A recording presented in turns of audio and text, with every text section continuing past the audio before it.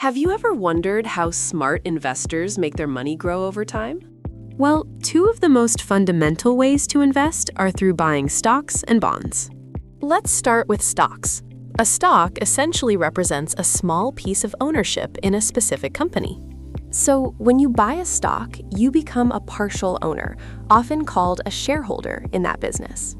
If the company performs exceptionally well and grows, the value of your stock typically increases, leading to potential profits. However, if the company struggles or fails, the value of your stock can unfortunately decrease, meaning you could lose money. Now, let's shift our focus to bonds. A bond is quite different. It's like making a loan to a company or even a government.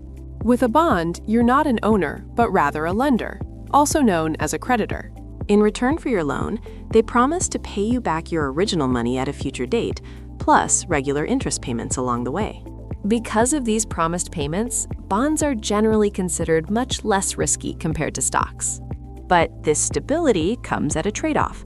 Bonds typically offer lower potential returns than stocks.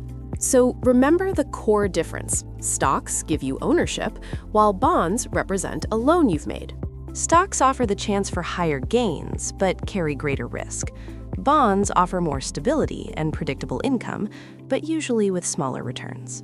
Many smart investors choose to hold both stocks and bonds to balance potential growth with stability in their portfolios. Your ideal mix depends on your personal financial goals, how long you plan to invest, and your comfort level with risk. Understanding these fundamental differences empowers you to make smarter investing decisions for your future.